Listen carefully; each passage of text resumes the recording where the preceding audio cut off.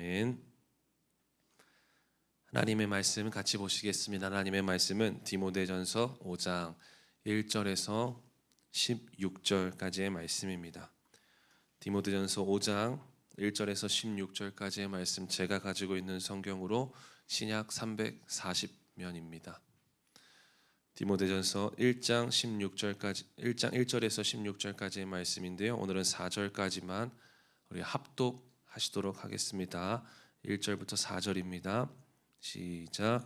늙은이를 꾸짖지 말고 권하되 아버지에게 하듯 하며 젊은이에게는 형제에게 하듯 하고 늙은 여자에게는 어머니에게 하듯 하며 젊은 여자에게는 온전히 깨끗함으로 자매에게 하듯 하라.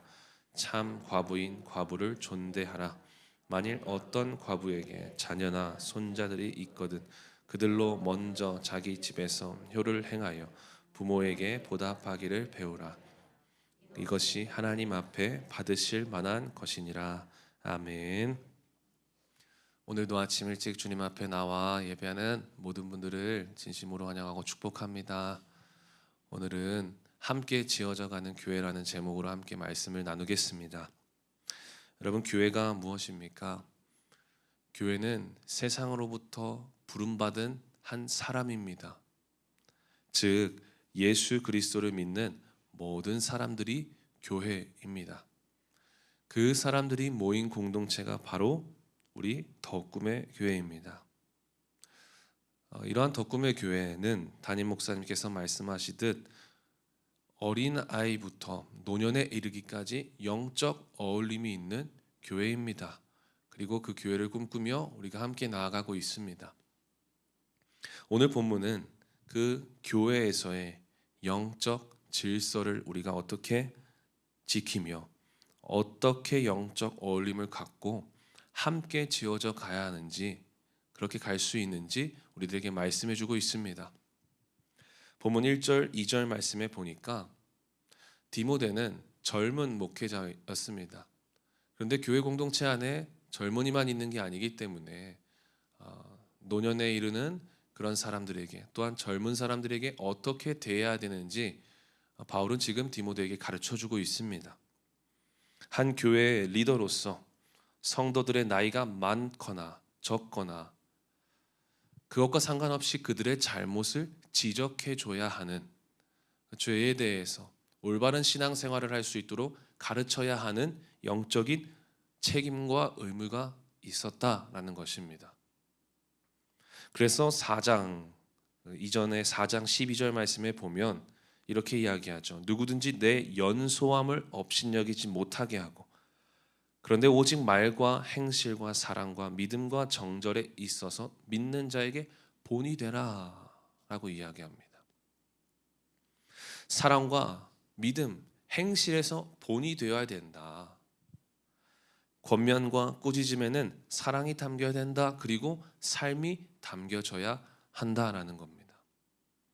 본이 되는 리더가 되어야 됩니다. 그것은 나이와 상관이 없습니다. 나이가 아무리 많고 사회적인 경험이 아무리 많아도 그 말씀 앞에서 온전한 알미, 삶이 되어지지 않는다면, 믿음의 본이 되어지지 않는다면 그 말에, 그 말씀의 능력은 아무것도 없습니다. 가르칠 수도 없고 누군가를 고쳐줄 수도 없습니다. 그래서 우리 교회가 강조하는 것이 알미, 삶이 되는 것입니다. 아는 믿음에서 사는 믿음으로 살아갈 때에 그 리더가 성도들의 영혼을 책임질 수 있고 올바른 길로 인도할 수 있게 되어지는 것입니다. 이것은 목회자의 일만이 아닙니다. 목자들, 또한 부목자들, 그리고 사역팀 안에서 하나님께 세워주신 그 리더십 안에 알미 삶이 되지 않는다면 그 공동체를 온전히 이끌어갈 수 없게 되어진다라는 겁니다. 그런 믿음의 삶을 살도록 바울은 본문의 리더들뿐만 아니라 교회된 사람들이 공동체 안에서 어떻게 구체적으로 행해야 되는지 말 3절 이후부터 말씀해 주고 있습니다. 3절 말씀에 보니까 참 과부인 과부를 존대하라. 여기서 참 과부라는 표현은 남편이 없을 뿐 아니라 돌봐줄 사람이 아무도 없는 그런 사람을 의미합니다. 당시에는 남편과 사별한 여인들, 그리고 일부 다처제였기 때문에 남편에게 버려진 혼자 된 여인들이 많이 있었습니다. 그렇기 때문에 과부는 생계 수단 자체가 거의 없었고 자녀가 없다면 의존할 수 없는 참 암울한 인생을 살아가는 존재였습니다. 또한 예수님께서 두 렙돈을 드린 과부의 행동을 보고 뭐라고 말씀하셨습니까? 전부를 드렸다. 그 두 렙돈을 보고 전부를 드렸다라고 말씀하셨듯이 과부는 극단적으로 가난한 삶을 살았던 사람들이었습니다. 그런데 유대 사회와 구약 율법에는 과부와 고아를 약한 자, 또 보호해야 될 대상으로 이야기합니다. 그러나 현실은 그렇게 하지 못했습니다. 그 예로 마가복음 12장과 누가복음 20장에 예수님께서 회당장들과 서기관들에 대해서 이렇게 이야기합니다.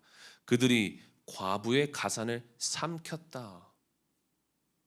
오히려 연약한 자, 오히려 과부와 같은 그런 사람들을 보호해주지 않고 말씀 안에서 함께해주지 않고 그들의 가산을 삼켰다라고 말씀하셨을 만큼 이 과부의 재산권과 법적인 보호가 약하였음을 우리가 알 수 있습니다. 그렇기 때문에 과부에게는 정말 교회가 필요했습니다. 정확하게 말하면 교회 공동체가 필요했습니다. 바울은 지금 교회가 필요한 곳에, 소외되고 외로운 곳에 그 교회가 함께 해야 된다. 그곳에 교회가 함께 할 수 있어야 된다라고 말씀하고 있는 것입니다.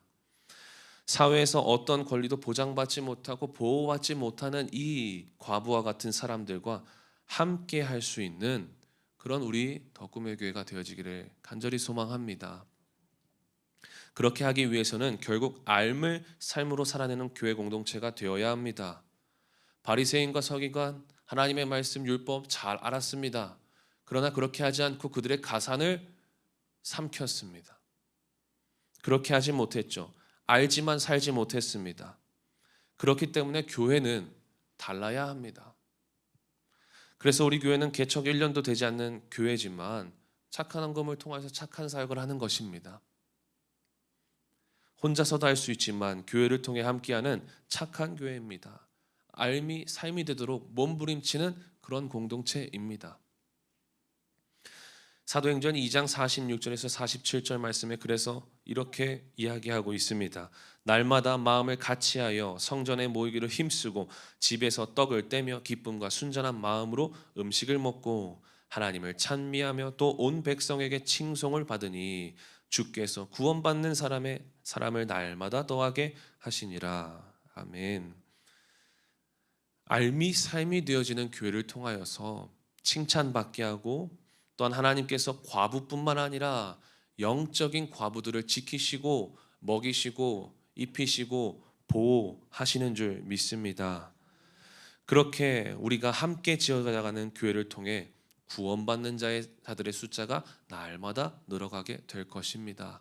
그들의 착한 행실을 보고 그들이 함께하는 모습을 보고 하나님께서 우리들에게 영혼을 맡겨주시고 그 영혼들과 함께할 때에 더 큰 놀라운 부흥의 역사를 경험하게 하실 줄 믿습니다.